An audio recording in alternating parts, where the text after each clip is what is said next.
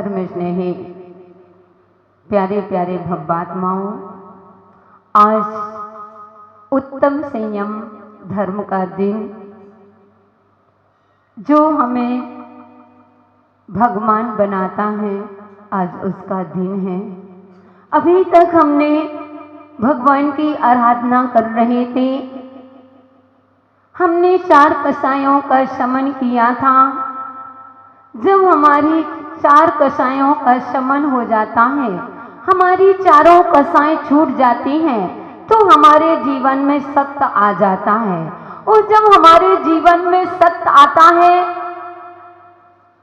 तो वास्तव में हमने कल बताया था कि जब सत्य तो सभी बोल सकते हैं, लेकिन सत्य को समझना ये सबसे बड़ी बात होती है।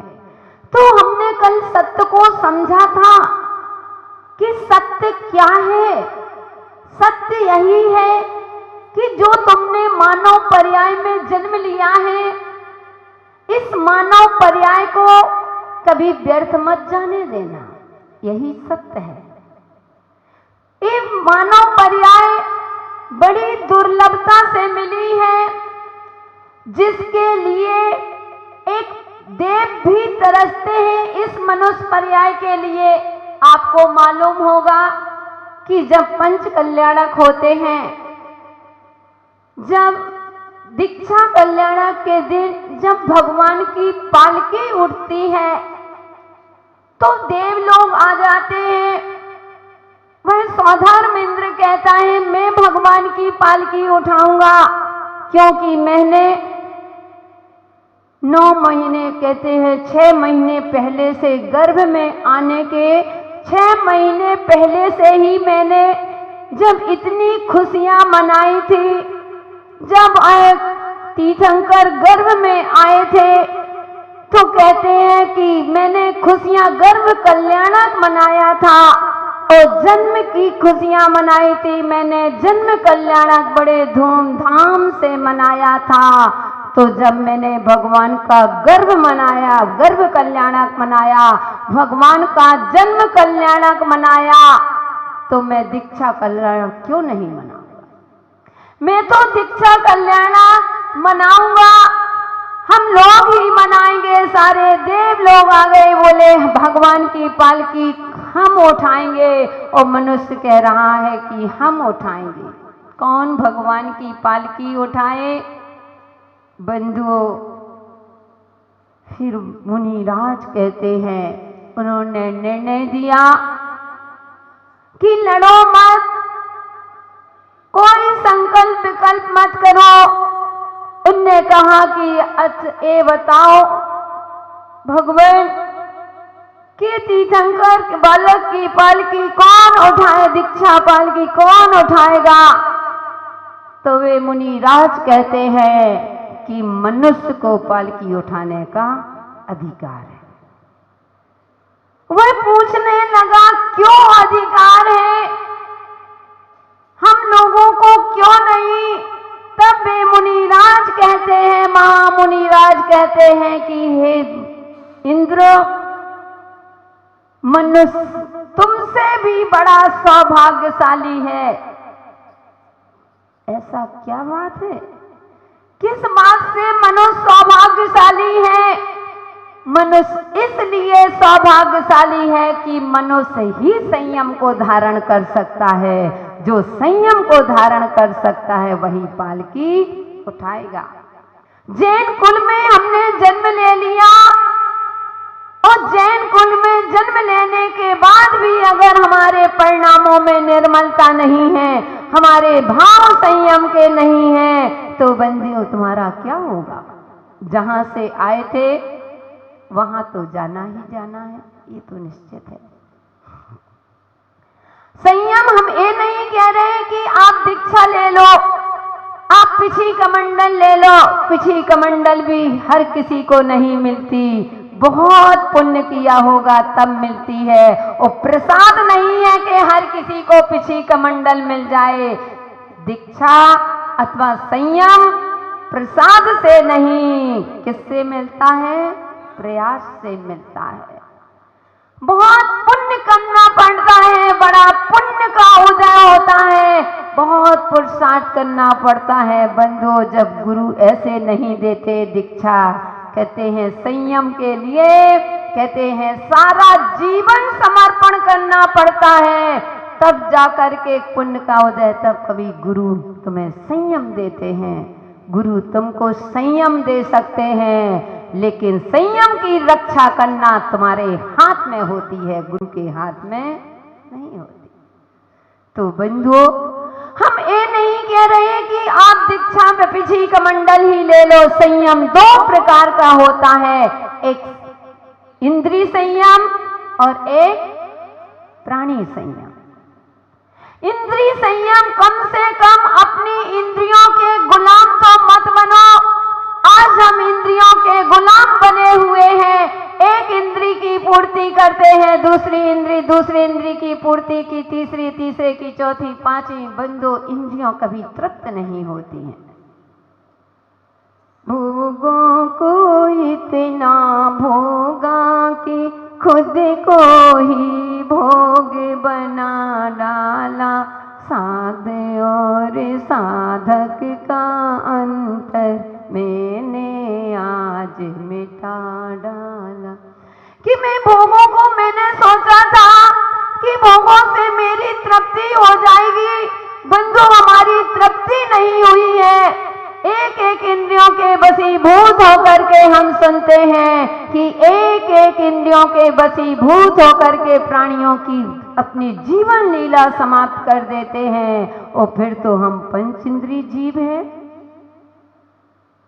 हमारी क्या स्थिति होगी, थोड़ा सा उसको समझने की कोशिश करो बंधुओं। क्यों मोह में पड़े हो, क्या जीवन का भरोसा है? लोग कहते हैं कि संयम बचपन का नहीं, बचपन का होता है। बचपन में क्या संयम लेना, खाओ पियो, ये मानव पर्याय मिली है, क्या पता दोबारा मिले कि नहीं मिले।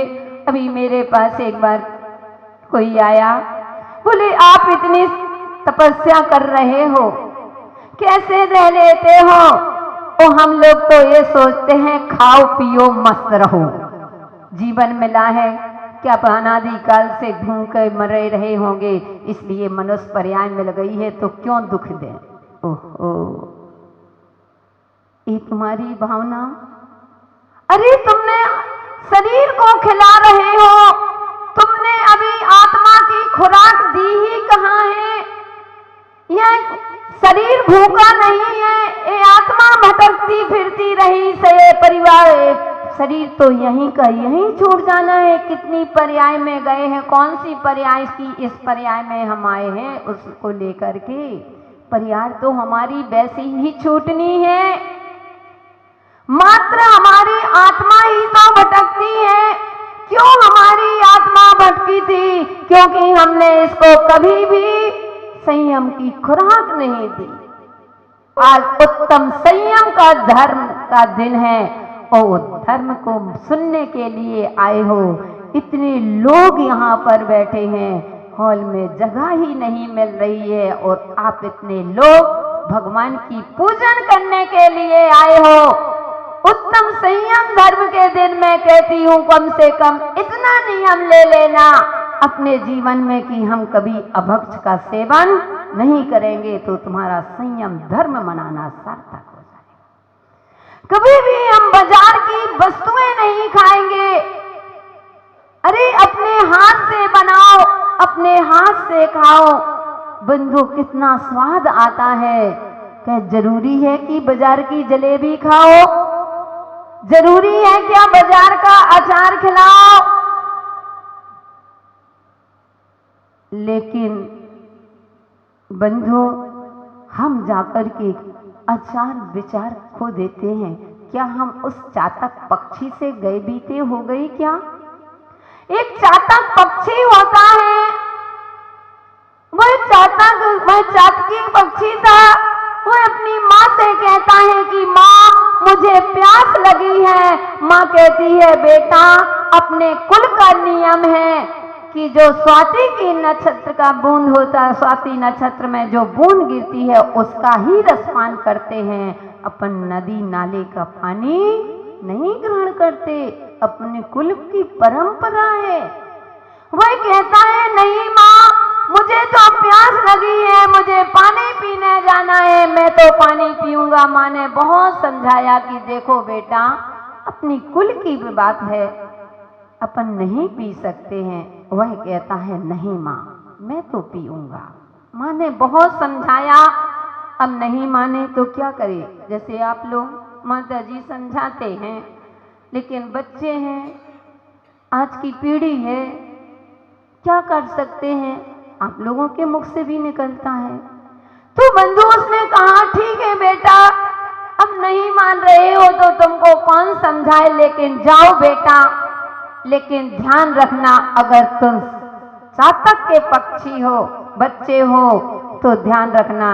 बस मैं तुमसे इतना कहूंगी कि अपने घर की आन बान और शान का ध्यान रखना, इतना ही करना, दूसरी बात नहीं। और वह उड़ करके पक्षी जाता है, और जैसे ही वह गया और जाकर के एक पेड़ के ऊपर वृक्ष में बैठ जाता है, उस वृक्ष के नीचे एक वृद्ध दादाजी अपनी चार पाई बिछा करके, गरीब स्थिति थी, ऐसे लेटे हुए थे।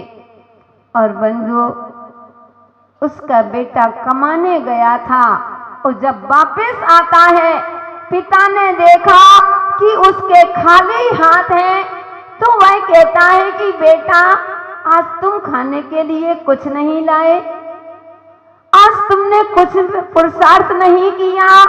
वह कहता है कि पिताजी, मैंने पुरुषार्थ तो किया था, लेकिन पिताजी मैं रास्ते पर जा रहा था, एक घुड़सवार निकला और उसकी पैसों की थैली रास्ते पर गिर गई। तो पिता एकदम से बोलता है कि क्या बेटा, तूने वह पैसों की थैली उठा ली क्या?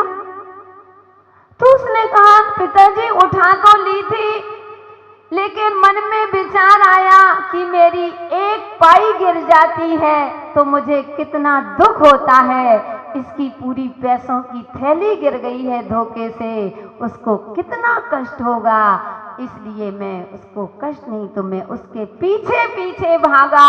जहां से वह घुड़सवार गया था, मैं पीछे पीछे पैदल भाग रहा था, तो समय लग गया। और जैसे ही उस घुड़सवार ने देखा कि यह व्यक्ति आ रहा है और रास्ते मिला, तो उसने कहा तुमने मेरी थैली देखी? उसने कहा भाई साहब, मैं आपके पैसों की थैली ही देने आया हूं। तो पिताजी, मैंने उसको वह थैली दे दी, वह बहुत खुश हुआ और कहा बेटा तुम बहुत ईमानदार हो, और किसी के हाथ में यह थैली पड़ती तो मुझे एक भी ना मिलता, तो लो बेटा, इसमें से कुछ पैसे तुम ले जाओ। तो पिता बड़े आश्चर्यजनक से पूछता है कि क्या बेटा, तुमने वह पैसे ले लिए क्या? तो वह कहता है नहीं पिताजी, मैंने वह पैसा नहीं लिया, मैंने उनसे कहा कि मेरे पिता ने कहा है कि ईमान का पैसा पीना, भूखे सो जाना, भूखे बिना पानी के सो जाना, लेकिन कभी बेईमानी का पैसा नहीं लेना है। मेरे पिता ने ईमानदारी सिखाई है, मैं ईमानदार हूं, मुझे अपनी मेहनत का पैसा चाहिए, मुझे ये पैसा नहीं चाहिए। इधर उस पिता और पुत्र के बीच में वह चर्चा छिड़ रही है, बात हो रही है। वह चाँद के पक्षी था, वह ऊपर से वह बच्चा सारी आवाज सुन रहा है। जैसे ही कहा कि मेरे पिता ने ईमान सिखाया है कि बेटा भूखे सो जाना, लेकिन बेईमान की रोटी नहीं खाना है, तो वह वृद्ध लड़खड़ाते हुए और उस चार पाई से उठता है और अपने बेटे को गले से लगा लेता है कि बेटा, आज तूने मेरे घर की चाटकी जैसे तुमने मेरे आज घर की आन बान और शान का ध्यान रखा है। तूने चातक की तरह आज अपने घर की लाज रख ली। बंधुओं, वह चातकी पक्षी सुन रहा था उसने सोचा, अरे मेरे कुल की चर्चा मनुष्य पर्याय में है, मनुष्य लोक में मेरी कुल की रक्षा, मेरी कुल की चर्चा हो रही है, मेरे कुल की कितनी आन बान शान है, कितनी प्रतिष्ठा है। नहीं, मैं अपनी प्रतिष्ठा को नहीं गिराऊंगा। वो वापस जाकर के लौट जाता है और माँ से जैसे ही माँ से मिला, माँ ने कहा कि बेटा तुम आ गए, पानी पी लिया। उसने पूरी घटना सुना दी और कहा, माँ अपनी चर्चा मध्य लोक में मनुष्य पर्याय में है, इसलिए मैंने वह संकल्प कर लिया कि मैं ऐसा पानी नहीं पीऊंगा।